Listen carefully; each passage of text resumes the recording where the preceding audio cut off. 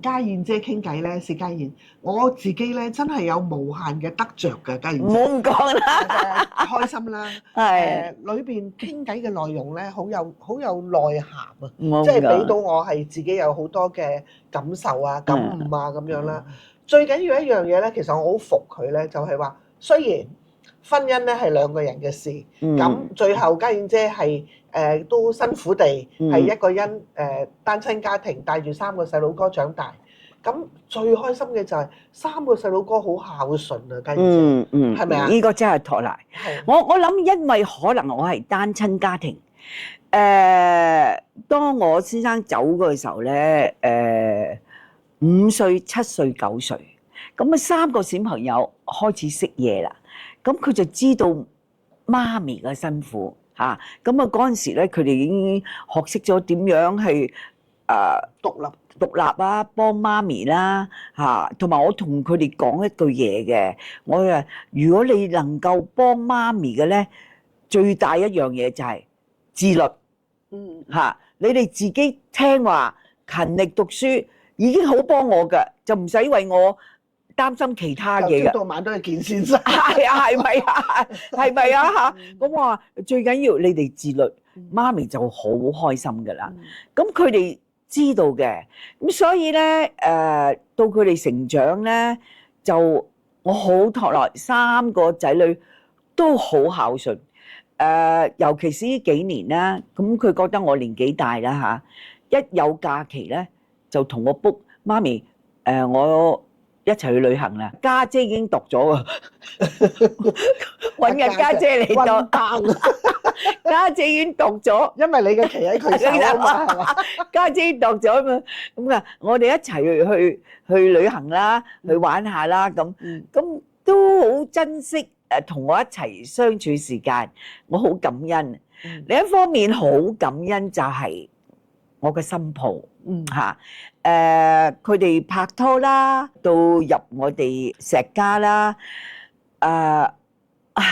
我可以講話我個仔係好幸福，娶到一個好好嘅太太。我呢個新抱咧就係自家有道，佢係煮餸好叻。OK，開煮餸好叻。當年你為咗嫁咧，係啊，我要學㗎嘛，係啊，去超群唔知咩學咗，係啊，煮到成圍仔。係啊，你而家仲識唔識煮啊？而家識煮，不過少煮啦。哦，嚇！但係而家佢煮得好過我。佢轉係煮小朋友食嘅嘢，樣樣都係要食得健康。我個仔都要食得健康，所以有陣時我個仔咧，咁久過咗嚟我哋嗰邊，揭開食物，媽咪有啲咩食啊？食物嘅量係限量，轉咗煲添，我唔可以咁制你嘅。乜即係佢係最緊要食得健康，咁同埋咧教到我孫。係好有禮貌，第一樣佢好關注，佢同人講嘢望住人講，佢其實提佢望住人講啊，咁當然啦，佢每日都走過嚟嘅嗌嫲嫲㗎啦嚇，見到嫲嫲冇化妝咧，唔認得，佢就走去化妝台攞支嫲嫲呢係咪要搽搽？咁精靈。我話我即係冇化妝，個樣唔同咗。咁但係我係覺得好好笑嘅。咁佢又學日本話啦，學普通話啦，最近攞到個 A 級嘅獎狀啦，普通話嚇。佢嘅發音好正確啦。咁仲有學鋼琴、打鼓、游水，哇！踩單車，樣樣都掂嘅。咁我過到去咧，有時同佢傾下偈嘅時候咧，咁我就佢話要沖涼，你估佢點咧？佢攞啲書，嫲嫲，你得閒你睇睇呢啲書啊，裏頭啲內容都幾好嘅。你等我沖完涼出嚟，你睇書。係我睇書，佢有個書架㗎，佢媽咪咧揾啲英文書、日本書啊，咁樣食啊。你揀啦，你自己揀啦咁樣。但係佢養成佢中意睇書嘅習慣，真係好好啊嚇，咁咪變咗啊！咦幾好喎，咁我咁即是但都攞本書攞本嚟睇下啦，係咪啊？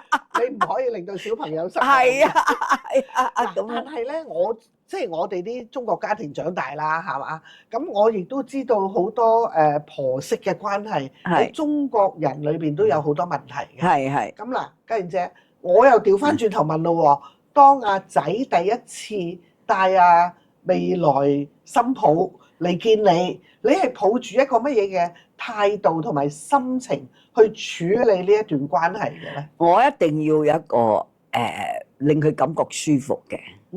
點解咧？呢樣嘢係我嘅奶奶嗰度學翻嚟嘅嚇。我奶奶咧，佢處理嘅手法真係唔係太妥當。OK，因為有一次好似我以前嘅先生同我奶奶就約見我爸爸媽媽，係嘛？咁佢都會講坐好啲，因為佢問嘅嘢唔中意問嘅，我哋唔需要答㗎。點解要咁樣講説話咧？係點解要咁樣咧？咁同埋咧，對我咧，佢覺得好似嚴厲咧，係為之係一個長輩，係嘛？咁啊變到我感覺係唔舒服嘅，格格不入嘅嚇。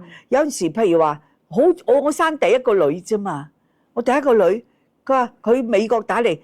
你生啦！我啱啱生完，我啊生咗邊個？我生咗個女啊！嚇，生個女啊！唉，唔緊要啦，再生個啦咁。哇！我當時啊，我嗰啲眼淚啊，即刻流出嚟啊！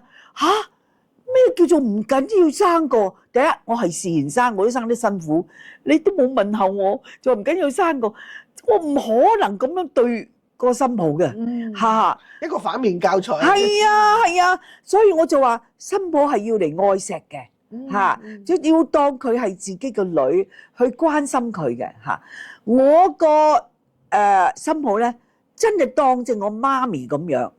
有時整咗啲蛋糕咧，整咗啲麵包咧，佢就一早咧拎過嚟咧，即係我未起身，佢已經話俾工人聽啊！呢啲咧我係整俾阿媽咪食嘅，一陣間佢起身，你俾佢食啦。即係佢淨係有嗰個心，係令到你好舒服，係一個自己一個 family 咁。嗱，呢個家庭個愛係要互相去付出，唔需要分長輩同埋後輩嘅，係嘛？你先至能夠融洽喺埋一齊嚇。我好珍惜而家大家嘅相處，真係係一件好好嘅事。我都同我仔講啊，你娶到呢個老婆，阿媽咪個福氣，我都係你個福氣，真係啊！你阿仔好眼光啊，佢都揀擇㗎嘛，係啊，佢都揀擇，佢精明地揀到一個，即係。但係我相信你本身嗰個經歷係令你話俾自己聽。我唔可以咁樣對我嘅新抱，唔可以。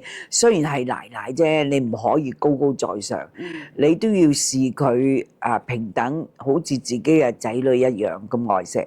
你自然會家和萬事興，大家相處得好開心啊！係你喺兩個女一個仔，你自己分佈嘅愛係咪都係均等㗎？你覺得？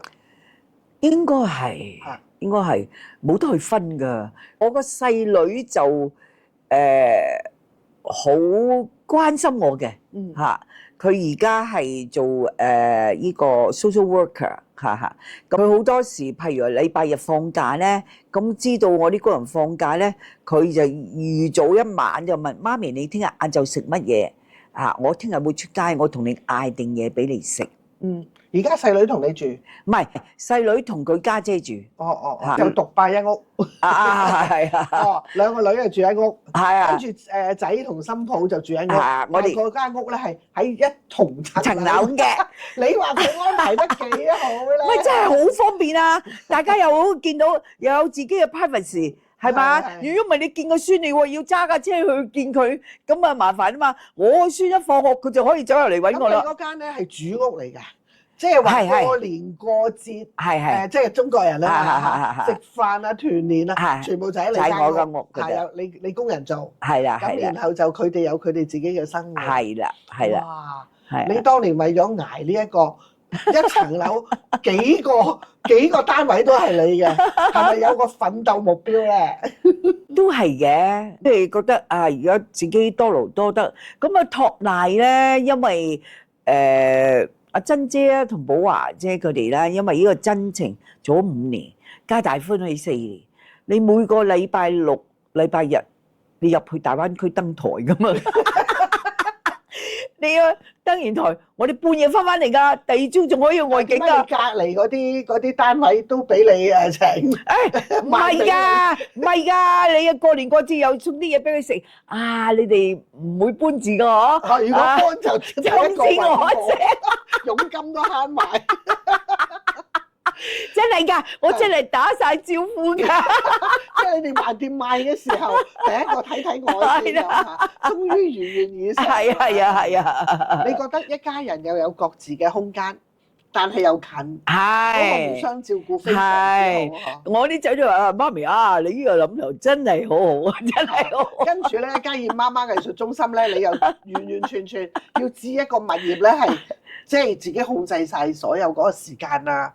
我儲錢㗎，儲好快啫。唔係，因為我以前係借人哋嘅學校上堂㗎，咁咧借靈糧堂啦，仲有幾間學校上堂，咁但係上完堂之後咧，嗰啲學生同家長又唔想走喎，仲喺度傾㗎，佢哋排冇咩成，咁但係學校就對唔住我哋閂門啊，咁個個就好失望，係啊，咁我話啊，我點樣可以揾笪地方俾佢哋上完堂又大家可以交流下傾下偈咧？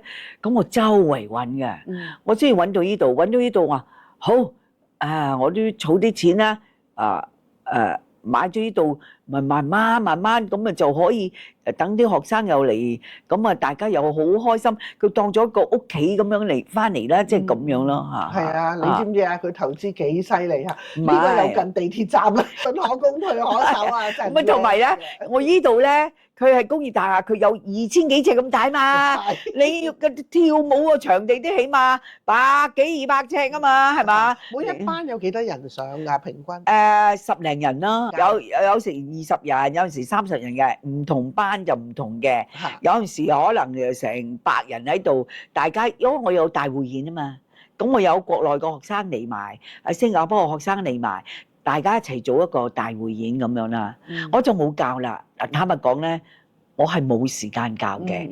咁我就請到一啲導師，佢哋都係演藝學院，有啲喺嗰度教，有啲喺嗰度畢業，好多都係已經好有經驗嘅導師，咁嚟教嗰啲學生。係而家做校監。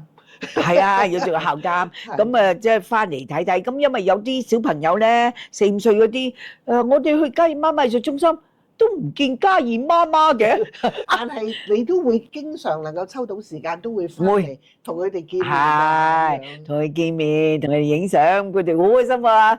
翻去話俾媽咪聽，我見到家燕媽媽，即係咁樣啦。呢個咧係佢哋心靈嘅一個好大嘅一個偶像㗎，可能係偶像嚟㗎，你係佢。OK 啦，係咪？OK 啦，我而家都好開心有好多廣告公司、電影公司、even 電視台，佢哋需要童角咧，都嚟我哋呢度，even 10幾歲都問我哋：你哋有冇呢啲角色？我哋想要。點解咧？佢對咗我哋有信心。就係因為我哋真係訓練咧，佢哋拍嘢講嘢唔係話特別望住個鏡頭講嘅，自然嘅。咁即係呢個訓練係幫到佢哋嘅，而且亦都佢哋係做得好好嘅。咁我都覺得好似有少少貢獻啦，係好大貢獻。因為而家播種大家唔覺好多，但係可能慢慢一代新人。即係勝舊人嘅時候，你就知自己做咗幾多嘢啦。係啊。咁啊，同阿家燕姐傾偈咧，我自己個感覺咧就係溫暖。唉，快樂多謝，同埋哎呀好多人生嘅道理咧，又喺家燕姐身上咧係聽到啦，好多仲係第一次聽到嘅。譬如婆媳關係其實應該係點樣啊咁，因為呢個係你嘅親身體驗啊嘛。咁啊，下次啊，家燕姐，我哋要再約一次。你準備退休前，我準備啦，你哋我哋牙都甩埋啦，大家傷好晒假牙，我哋再做訪問。哎呀唔使咁耐啊，可能唔使咁耐啦。係嗱，我多謝你啊，徐唔係啊，姐。你好忙啊。因為咧，你算係我個老友記，係喺我過渡難關嘅時間咧，你俾我坦白講，你俾我好多支持。哦，冇咁講，冇咁講。你咩？你俾我支持係好忠心咁樣俾我嘅支持啊！嗱，呢樣嘢係好緊要，我銘記於心嘅。嚇！呢個真係我想話俾你聽，其實咧，我試過有一刻對你唔好嘅。嚇點啊？嗱，我講俾你聽係邊一刻啊嗱。其實呢段往事講翻咧，我自己覺得好温暖嘅。哦其實因為當時咧，我識家燕姐，哦但係唔熟。哦咁我係接 order 去要了解家燕姐係咪分別？哦呢個係接 order。哦接 order 就係喺我心目中咧係100%要完成嘅。如果第日我講新聞課咧，我就會講作為一個新聞記者，明報週刊咧係要求咧係每個新聞每個記者獨立去採訪，對方同即係隔離位都唔知隔離嗰個做緊乜嘅，係呢個係保密，因為保密好重要啦。係咁我咧就好彷徨啦，打電話去揾阿家燕姐出嚟問人哋係咪分辨呢，係好尷尬啊！咁我應該點樣做咧？咁樣我就揾咗一間齋鋪啊，你記唔記得？齋鋪仲坐喺一個觀音下邊。哦，然後點解我幫佢揾間齋鋪咧？係我覺得食齋不如講正話。哦，嗱，係啊就係呢一刻咧，我對你真係唔好。咁咧，我就家燕姐，其實你係咪真係有即係婚姻出問題？家燕姐令到我好感動，我永世都記得。從此以後，我唔會為新聞而傷害人。係呢一刻啊，所以我都要講翻我當時嘅感受。家燕姐話：阿徐，我唔會呃你，我嘅婚姻真係出咗問題。不過如果你而家寫咧，你會好影響我整個撫養權嘅處理啦，或者係財產分佈嘅處理啦。咁我當時唔知佢咁艱苦，但係呢兩句説話咧，我就覺得，如果咁樣傷害咗人哋就唔係幾好嘅，仲有少少良知啊。咁樣我你仲喺觀音嘅即跟個坐喺你講，觀音叫我喂。有良知，咁我咧就翻去，我講咗個大話同報館，我話未問到，咁然後咧，大家燕姐又應承我喎，好好笑㗎。嗱，阿徐，我真係咧到我真係離婚嘅時候咧，我話俾你，我真係會話俾你聽，你知唔知我逐個月打電話俾你？家燕姐，你離婚未？阿家燕姐第二個月你離婚未？講到第三個月我問唔出。然後家燕姐真係認真同我講：阿徐，我真係搞掂晒啲嘢，我真係所有嘅故事，我話俾你聽。